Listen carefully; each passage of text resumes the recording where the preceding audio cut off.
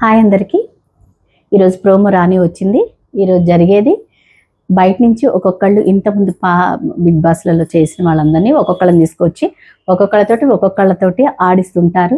వీళ్ళందరికి కలిసి కెప్టెన్సీ కంటెంటర్గా ఏర్పాటు చేస్తుంటారు. అయితే మొన్నేమో గౌతమ్ వచ్చాడు. గౌతమ్ భరణితో ఆడాడు. భరణి యూజువల్గా ఆయనకి ఏమి ఆటలు రావు కదా, ఊరికే పెద్దల సహకారంతో హౌస్లో ఉంటున్నాడు. ఆయనకి ఏ ఆటలు రావు, అందుకని ఓడిపోయాడు.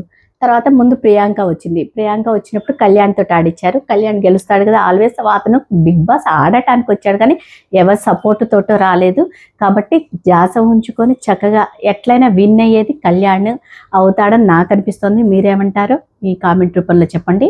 అలాగే ఈరోజు 3వ రోజు అనమాట, ప్రేరణ వస్తుంది. అయితే ప్రేరణ ఇందులో ఒకళ్ళని సెలెక్ట్ చేసుకోవాలి. అసలైతే ప్రతి దాంట్లో ప్రియాంకనేమో అందరిట్లో ఒకళ్ళని సెలెక్ట్ చేసుకోవటం, అలాగే గౌతమ్ కూడా వచ్చి ఒకళ్ళని సెలెక్ట్ చేసుకోవడం చేశారు. ప్రేరణ కూడా సెలెక్ట్ చేసుకోవాలి. సెలెక్ట్ చేసుకోవాలంటే ఏమో సెలెక్ట్ చేసుకునే లోగానే తనుజకి ఆత్రం ఎక్కువగా తను ఎట్లా ఆడాలి, చెయ్యాలి, చెందాలి, నేనే ఇది అవ్వాలి, నేనే అది అవ్వాలి అని ఉంటుంది కదా తనుజకి. అయితే నువ్వు చాలా స్ట్రాంగ్ కదా, నీతోటి నేను పోటీ పడతాను, నేను పోటీ పడగలను, అది ఇద్దని పగలపాలు కలిపి వీళ్ళిద్దరితోటి ఆడిస్తారు. ప్రేరణను తనుజ ఇద్దరు ఆడతారు.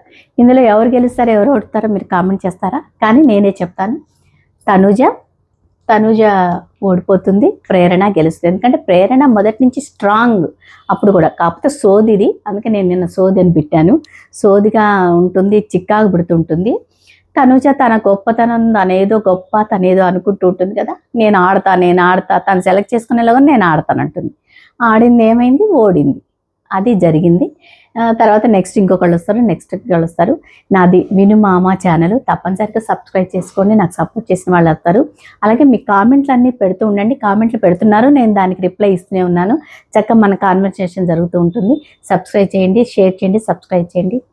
Thank you so much.